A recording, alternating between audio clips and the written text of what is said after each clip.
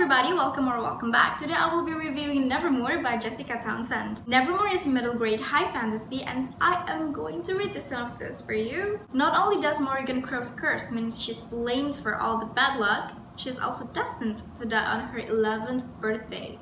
She bravely accepts her doom, but in a very surprising twist of fate, before the clock strikes 12 on eventide and the howling shadow wolves arrive, she is whisked away by a remarkable man called Jupiter North and taken to the secret city of Nevermoor. Morrigan cannot believe her luck when she's given a once-in-a-lifetime chance to join the Wondrous Society, a place of mystery, magic, and protection.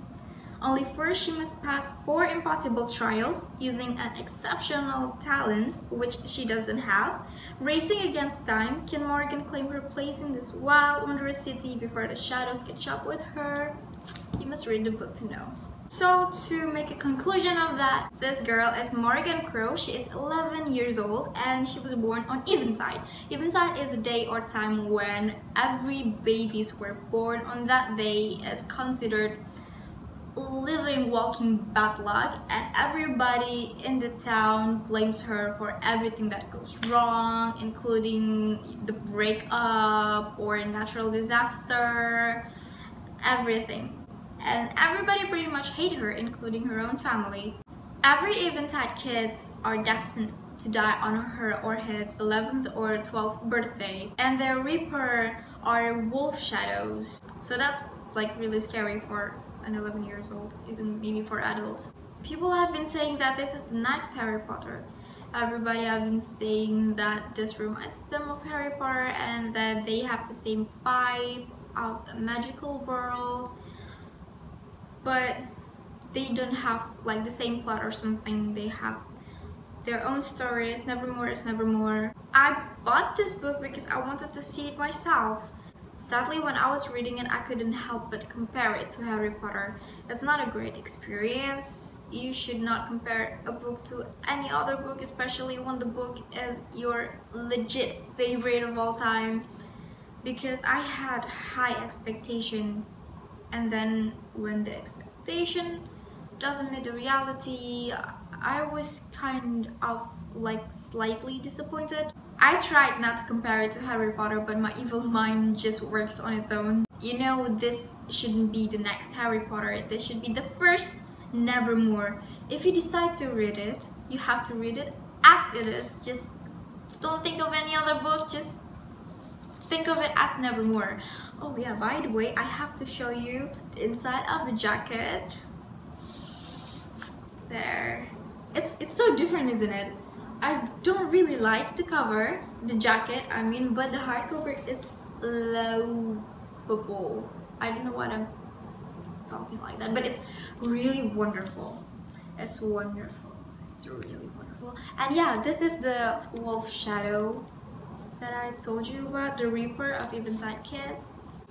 The first chapters of the book started in Chocolfax, a hometown of Morrigan Crow. It is a mortal world where everything is pretty much normal except there's unicorn. I think it's said that there's a unicorn in this world. And I love how Jessica Townsend writes the town or the country as like a dull gray country slash town, and if you compare it to Nevermoor, is like, it's really different. Nevermoor is a magical place with colors and everything and etc.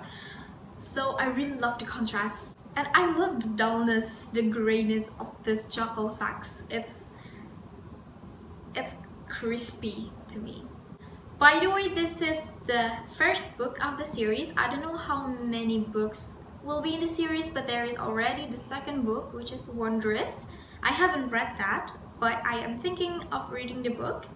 And fun fact, this is the debut work of Jessica Townsend, and for a debut book, it is awesome. It is really great. I love her writing. It's really neat. Jessica Townsend did a really great job in building worlds. Both of the worlds are different from our world, so I love it. Unfortunately, she needs to work on her dark plot, because there are some plots that are supposed to be dark, but I just can't, I couldn't get the feeling.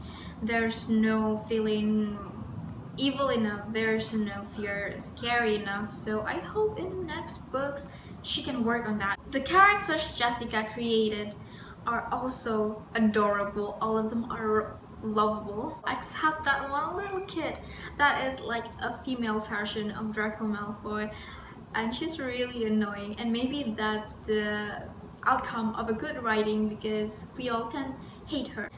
Seriously, the characters are all so interesting. Although I'm not really fond of Morrigan, I am more interested in other characters like Hawthorne Swift, her best friend, Dame Chanda, and other characters. There are a few that captures my heart, including the vampire dwarf. So I guess that is all, but I forgot to tell you that this is Jupiter North, and he is the patron or mentor for Morrigan. He is in the Water Society himself, and he has a nephew, and the nephew is a friend of Morrigan. That is all for me. Thank you for watching. Bye bye.